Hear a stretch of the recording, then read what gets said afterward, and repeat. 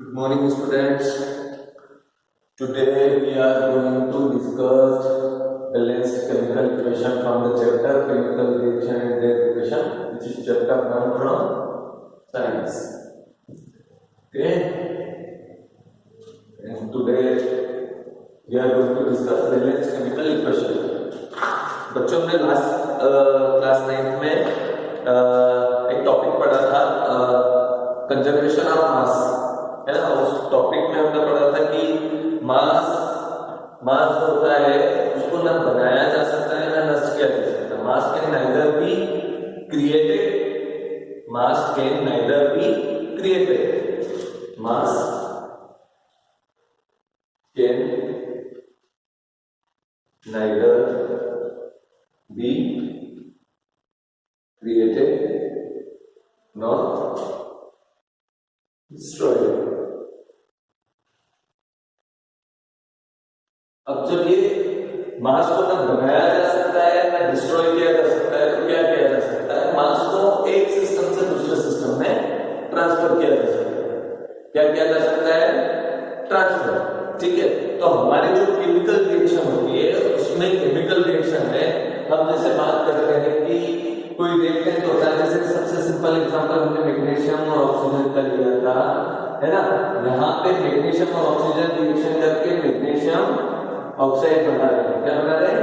Magnesium oxide. तो यहाँ पे जब मैग्नीशियम खत्म हुआ है तो ऑक्सीजन खत्म हुआ है। ठीक है। दोनों ने आपस में रिएक्शन की और मैग्नीशियम ऑक्साइड बनाया। यहाँ पे मैग्नीशियम भी प्रेजेंट है और ऑक्सीजन भी। कुछ खत्म हुआ है क्या? कुछ भी खत्म नहीं हुआ है, ना हमने कुछ नया बनाया। ठीक है। वही मैग्नीशियम वहां पर प्रेजेंट है, वही ऑक्सीजन वहां पर प्रेजेंट है।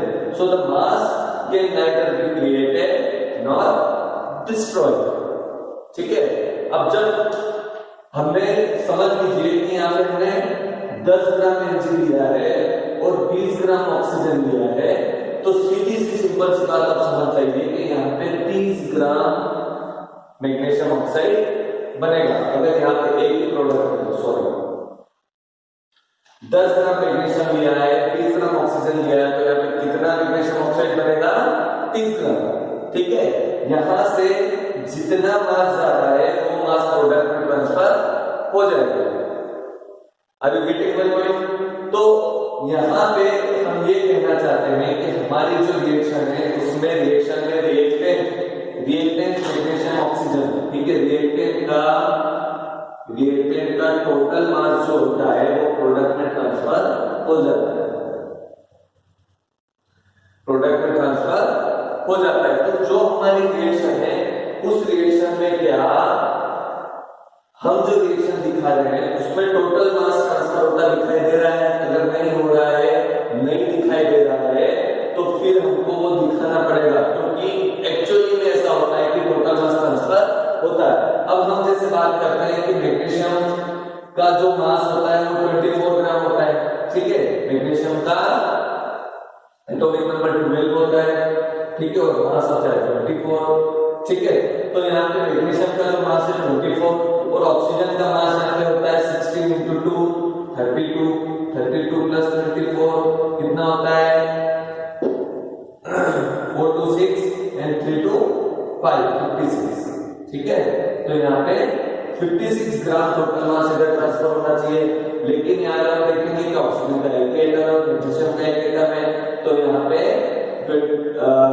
16 and 24 कितना हो रहा है? 24 6 30 और 40 ग्राम।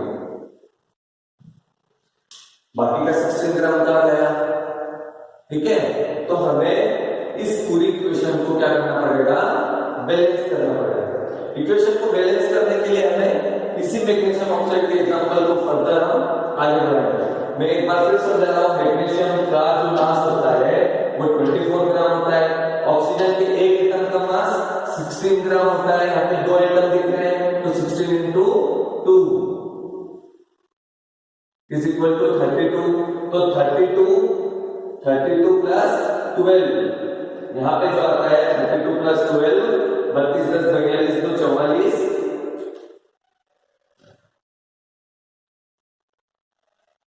32 सॉरी 24 होता है मैग्नीशियम का मास 24 होता है, एटॉमिक नंबर 12 होता है, तो टोटल मास हो गया यहाँ पे इन दोनों का मिलकर 56 ग्राम। ठीक है, तो वही प्रोडक्ट का मास आना चाहिए। ठीक है, कंजर्वेशन ऑफ मास के रूल से कि mass neither be created neither be mass के neither be created nor destroyed.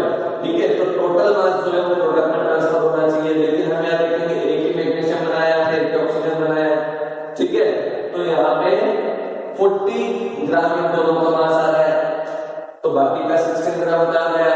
तो 16 ग्राम को हम इस स्केलेटल इक्वेशन में, जो बेसिक इक्वेशन है, इसमें इसको बैलेंस करना रिक्वायर होता है, क्योंकि जितने एटम्स रिएक्टेंट के होते हैं उतने एटम्स प्रोडक्ट में होंगे, तो ये इक्वेशन बैलेंस होगी और जो मास का रूल है वो भी फॉलो होगा।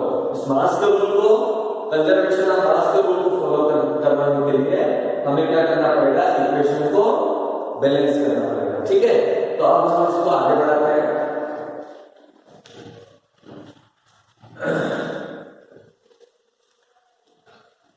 अब इस मैग्नीशियम ऑक्साइड को मैं जल्दी से दिखा देता हूं आपको शॉर्ट ट्रिक से बैलेंस करके, उसके बाद हम बुक का एग्जांपल लेंगे ताकि आप बुक में आसानी से देख सको कि मैं क्या कर रहा हूं। ठीक है, बुक से कंफर्म कर सको।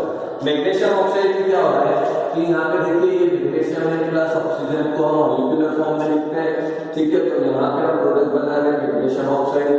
ठीक है, अब यहाँ पे आप देख रहे हैं कि ये जो ऑक्सीजन है ये 2 है, यहाँ पर ऑक्सीजन जो है वो 2 है। इन दोनों रिएक्टेंट में हम वो रिएक्टेंट देखते हैं जो ज्यादा नंबर में है। ठीक है, तो यहाँ पर ऑक्सीजन 2 है और इधर ऑक्सीजन 1 है, तो इसको 2 करने के लिए हम 2 कर देते हैं।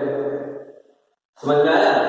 यहाँ पे ऑक्सीजन ज्यादा है इसलिए हम इस रिएक्टेंट को लेते हैं और इधर देखते हैं कि यहाँ पे ऑक्सीजन कितना है, यहाँ पे ऑक्सीजन कितना है 1, तो इसको हम पहले सॉल्व कर देते हैं फर्स्ट स्टेप में, इसको 2 कर देते हैं।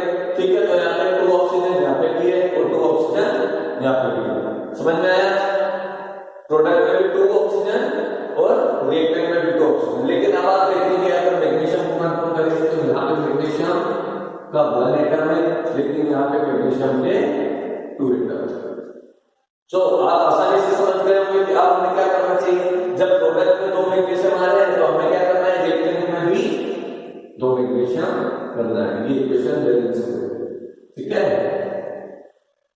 ये शॉर्ट ट्रिक है,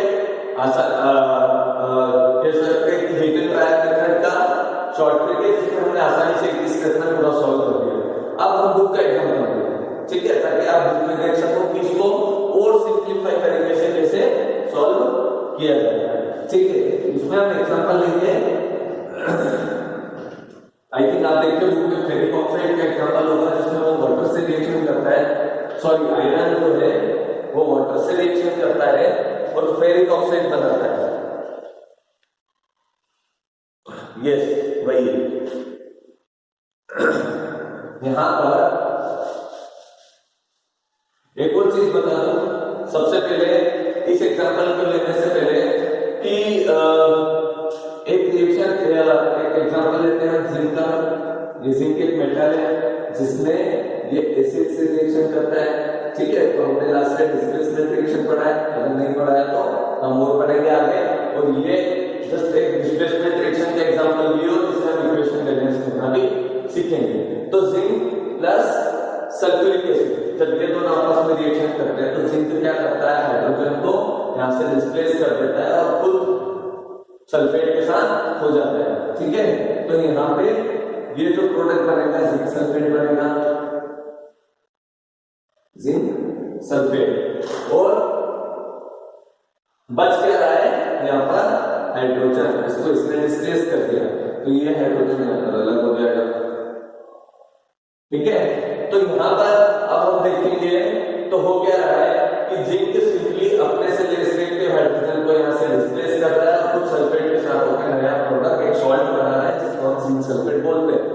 डिड यू गेट इट? अब यहाँ पर क्या हो रहा है कि हम इस इक्वेशन के मास ऑफ कंजर्वेशन को रूल को फॉलो कर रहे हैं कि ये देखते हैं। ठीक है, तो यहाँ पर आप देखेंगे कि जो जिंक है वो 1 है, यहाँ पर भी आप देखेंगे तो जिंक क्या है 1 है, ठीक है। यहाँ पर हाइड्रोजन के 2 एटम है H2, ठीक है। तो यहाँ हाइड्रोजन के 2 एटम हो गए। सल्फर हम देखेंगे यहाँ पे 1 है, ठीक है। ऑक्सीजन हम देखेंगे यहाँ पे 4 है, O4 दिख रहा है ऑक्सीजन आपको। ऑक्सीजन के यहाँ पे 4 एटम है। और आगे हम जब प्रोडक्ट की तरफ जाएंगे आप देखते हैं कि ये arrow towards the pointed towards the product. तो जिंक में यहाँ पे जिंक का 1 एटम है, नेक्स्ट करिए जिंक का और भी 1 एटम है, ठीक है। फिर आता है सल्फर, सल्फर का यहाँ पर 1 एटम है, सल्फर का यहाँ पर भी 1 एटम है। हम फिर देखेंगे ऑक्सीजन, ऑक्सीजन के यहाँ पर 4 एटम है, 4 एटम है। पता लग जाएंगे एक और प्रोडक्ट जो हाइड्रोजन गैस बनी है। हाइड्रोजन जो गैस है वो यहाँ पर H2 है, मतलब हाइड्रोजन के 2 एटम है, तो यहाँ पर हाइड्रोजन के 2 एटम है।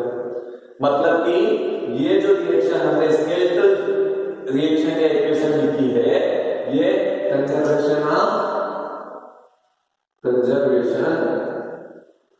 ऑफ मास के रूल को फॉलो करती है। इसमें कोई चेंज की जरूरत नहीं, ठीक है। ये इक्वेशन ऑलरेडी बैलेंस है। अब इसके बाद हम एक और एग्जांपल लेते हैं, आपकी बुक से ही लेते हैं कि अगर कोई skeletal equation conservation of mass के रूल को फॉलो नहीं करता है, तो उसको फॉलो करवाने के लिए उसे हम बैलेंस कैसे करेंगे, ठीक है। तो कंजर्वेशन जो आपके बुक में जो एग्जांपल है वो है आई थिंक आयरन जो रिएक्शन करता है, आयरन वाटर से रिएक्शन करता है और बनाता है फेरिक ऑक्साइड प्लस, ठीक है। आयरन वाटर से रिएक्शन करके फेरिक ऑक्साइड बना रहा है प्लस हाइड्रोजन गैस निकल रही है, ठीक है। अब इस इक्वेशन में law of conservation of mass follow हो रहा है, ठीक है। तो यहां पर हम देखते हैं कि आयरन का 1 एटम है, ठीक है। हाइड्रोजन यहाँ पर 2 है, ऑक्सीजन यहाँ पर 1 है। और इधर देखेंगे प्रोडक्ट की तरफ, this arrow pointing towards the product, और प्रोडक्ट की तरफ देखेंगे तो आयरन के यहाँ पर 3 एटम है, ऑक्सीजन के यहाँ पर 4 एटम है, ठीक है। और हाइड्रोजन के यहाँ पर 2 एटम, ठीक है। तो आयरन यहाँ पर 1 है, यहाँ पर 3 है, ठीक है। ऑक्सीजन यहाँ पर 4 है और ऑक्सीजन यहाँ पर 1 है ना। हाइड्रोजन अभी तो बैलेंस दिख रहा है, लेकिन जब इसको हम बैलेंस करेंगे आगे तो क्या है, आगे बैलेंस रहेगा, इसको होना पड़ेगा, ये देखते हैं। तो यहाँ पर सबसे पहले हम फर्स्ट स्टेप क्या करते हैं, इस इक्वेशन को हमें बैलेंस करना पड़ेगा। ये अपने कंजर्वेशन ऑफ मास को फॉलो नहीं कर पाएगा,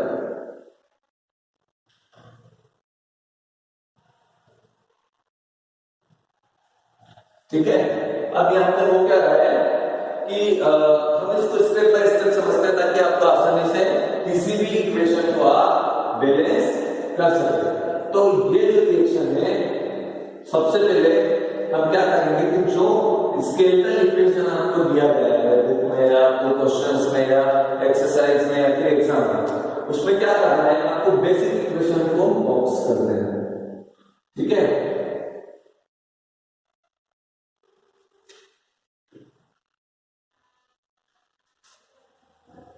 इसको हमने बॉक्स इसलिए किया है कि इस बॉक्स के अंदर हम कोई भी फर्दर चेंज नहीं कर सकते, बॉक्स के अंदर कोई भी चेंज नहीं आएगा, है ना।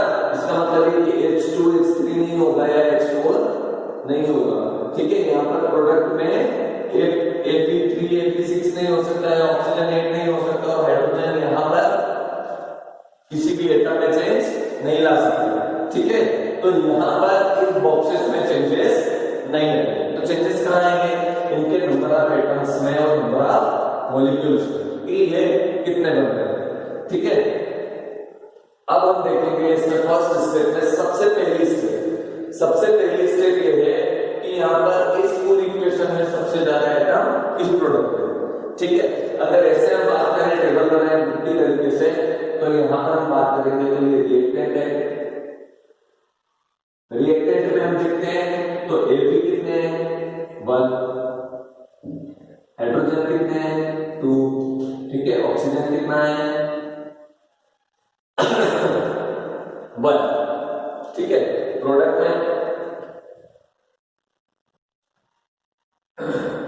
में आयरन है 3, ऑक्सीजन है 4 और हाइड्रोजन है 2, ठीक है। तो सबसे पहले हम 3 टाइप के एटम्स हैं हमें, आयरन, हाइड्रोजन और ऑक्सीजन, ठीक है। सबसे पहले हम जो हमारा नेक्स्ट स्टेप है उसमें किसको बैलेंस करेंगे, जो सबसे ज्यादा एटम है। ऑक्सीजन यहाँ पर सबसे ज्यादा एटम है, ठीक है। तो सबसे पहले हम किसको बैलेंस करेंगे, ऑक्सीजन को।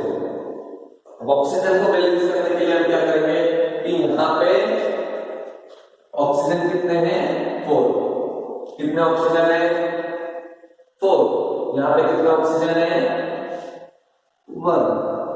मैंने जैसा कहा है बिल्कुल ध्यान से सुनना, बहुत सिंपल है। जैसा कहा है कि यहाँ पर ऑक्सीजन इस बॉक्स के अंदर बिल्कुल चेंज नहीं आ सकता है, मतलब आप यहाँ पे ऑक्सीजन को कम नहीं कर सकते, मतलब 4 ऑक्सीजन से कम आप नहीं कर सकते। तो क्या करना पड़ेगा, यहाँ पे ऑक्सीजन को भी आप चेंज नहीं कर सकते, मतलब कि लगभग आपको कम से कम 4 ऑक्सीजन तक इस रिएक्टेंट को पहुंचाना है। तो हम इस ऑक्सीजन को क्या कर देंगे 4, सॉरी एक्सक्यूज मी।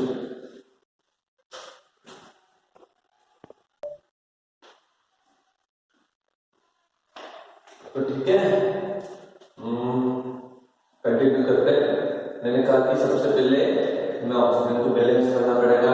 तो ऑक्सीजन को बैलेंस करने के लिए हम इस बॉक्स में तो चेंज नहीं ला सकते, तो हम बॉक्स के बाहर चेंज लाते हैं। बॉक्स के बाहर हमने वाटर के 4 मॉलिक्यूल्स कर दिए, 4 मॉलिक्यूल्स यहाँ पे चेंज किए हैं हमने। तो 4 मॉलिक्यूल्स वाटर के चेंज होने से क्या होता है, यहाँ पे ऑक्सीजन के 4 मॉलिक्यूल एटम्स हो गए और हाइड्रोजन के 8 एटम्स हो गए। 4 ऑक्सीजन और 4 टू 8 हाइड्रोजन के atoms. Are you getting my point? तो यहाँ पर हमने ऑक्सीजन को क्या कर दिया 4 कर दिया, ठीक है। लेकिन हाइड्रोजन बढ़ के यहाँ पर कितना हो गया 8 हो गया। Did you get it? Oxygen यहाँ पर 4 ली, यहाँ पर हाइड्रोजन 2। तो अब हमारे पास सेकंड स्टेप में कौन है, हाइड्रोजन सबसे ज्यादा एटम वाला एलिमेंट है, ठीक है। तो इस सेकंड स्टेप में हम क्या करेंगे, इस सेकंड स्टेप में या थर्ड स्टेप बोल सकते हैं हमारे केमिकल इक्वेशन में, थर्ड स्टेप में हम हाइड्रोजन को लेंगे, ठीक है। यहाँ पर हाइड्रोजन 8 है और यहाँ पर हाइड्रोजन 2 है। रिएक्टेंट में हाइड्रोजन 8 है और प्रोडक्ट में हाइड्रोजन 2 है। हमने स्टार्ट कहाँ से किया था, हमने स्टार्ट किया था कि रिएक्टेंट और प्रोडक्ट में सबसे ज्यादा आइटम किसके हैं, ठीक है। तो सबसे ज्यादा आइटम पहले ऑक्सीजन के थे, तो सबसे पहले हमने ऑक्सीजन को बैलेंस कर दिया। उसके बाद सबसे ज्यादा आइटम किसके हो गए, हाइड्रोजन के, तो हमने हाइड्रोजन को बैलेंस कर दिया। सॉरी, हम हाइड्रोजन को बैलेंस करने वाले। रिएक्टेंट में हाइड्रोजन के 8 एटम्स है और प्रोडक्ट में हाइड्रोजन के 2 एटम्स है। तो अब हम यहाँ देखते हैं कि यहाँ पे 4 टू 8 हो गया। यहाँ पे ऑक्सीजन को बैलेंस करने के लिए कम से कम 4 तो करना जरूरी है, तो इसको चेक नहीं कर सकते। तो हम क्या करेंगे, यहाँ पर हाइड्रोजन में देखिए इसको हम ऐड करते हैं। इसको ऐड करने के लिए क्या करेंगे, बॉक्स के अंदर तो हम चेंज नहीं ला सकते, बॉक्स के बाहर लाते हैं, इसको 4 ले लेते हैं। 4 टू 8 ऑक्सीजन हाइड्रोजन सॉरी। तो यहाँ पर 8 हाइड्रोजन हो गया। Are you getting my point? यहाँ पर भी 4 टू 8, यहाँ पर भी 4 टू 8। बिल्कुल सिंपल है, कोई कॉम्प्लिकेशन नहीं है। तो यहाँ पर हाइड्रोजन के 8 एटम्स है, 4 टू 8 यहाँ पर भी हो गए थर्ड स्टेप में। तो हाइड्रोजन इधर भी क्लियर हो गया, हाइड्रोजन इधर भी क्लियर हो गया, ऑक्सीजन इधर भी क्लियर हो गया रिएक्टेंट में, और प्रोडक्ट में भी ऑक्सीजन क्लियर हो गया, ठीक है। थर्ड एंड फाइनल एलिमेंट हमारा कौन सा है, आयरन, ठीक है। कौन सा है, आयरन। तो आयरन यहाँ पे 1 है और आयरन यहाँ पर 3, ठीक है। यहाँ पे हाइड्रोजन हमने क्लियर कर दिया, ऑक्सीजन हमने क्लियर कर दिया। आपको मुझे बताया कि प्रोडक्ट आयरन है। आयरन रिएक्टेंट में 1 है, ये देखिए 1 आयरन, और प्रोडक्ट में आयरन ठीक है। अब प्रोडक्ट में आयरन 3 है और रिएक्टेंट में 1 है, तो हमें क्या करना चाहिए, बॉक्स के अंदर तो कोई चेंज नहीं आएगा, ठीक है। बॉक्स के अंदर चेंज नहीं आएगा तो चेंज कहाँ पे लाना है, बॉक्स के बाहर, है ना। तो यहाँ पर तो पहले से ज्यादा आयरन है तो आयरन बढ़ाना ही है, जिधर कम है, ठीक है। तो हम रिएक्टेंट में यहाँ पे 3 आयरन के टर्म्स कर देते हैं, ठीक है। 3 आयरन इधर भी हो गया और 3 आयरन प्रोडक्ट। क्वेश्चन को पूरा अच्छे से चेक कर लीजिए। 3 आयरन यहाँ पर भी, 3 आयरन इस प्लेस पे भी है, ठीक है। यहाँ पर 4 टू 8 हाइड्रोजन है, यहाँ पर 4 टू 8 हाइड्रोजन, यहाँ पर 4 ऑक्सीजन है, यहाँ पर भी 4 ऑक्सीजन प्रोडक्ट में भी। इक्वेशन बैलेंस हो गई, ठीक है।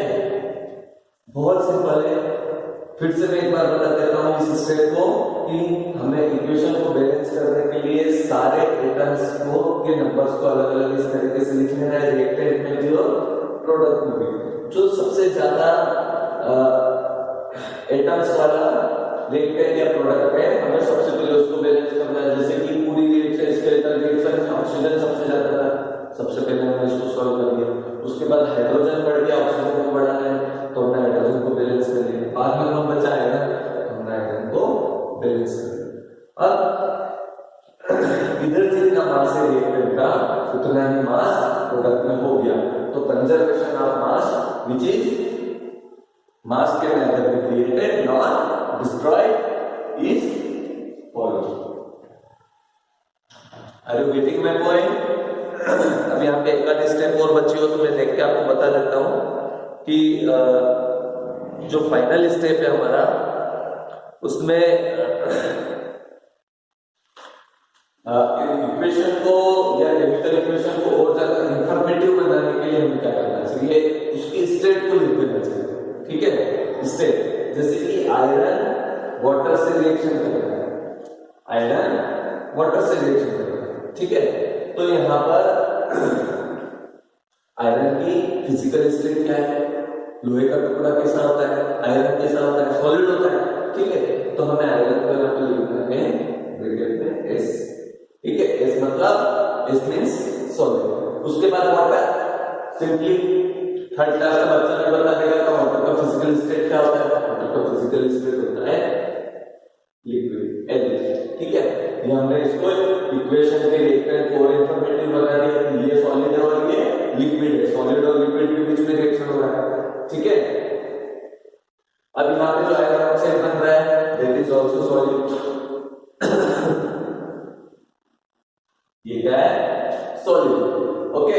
और यहाँ पर इस आयरन ऑक्साइड से सॉरी आयरन और वाटर की रिएक्शन में जो आयरन ऑक्साइड सॉलिड बन रहा है उसके साथ में जो बाय प्रोडक्ट होता है वो क्या है, हाइड्रोजन गैस। इसकी फिजिकल स्टेट क्या है, हाइड्रोजन की ये गैस है।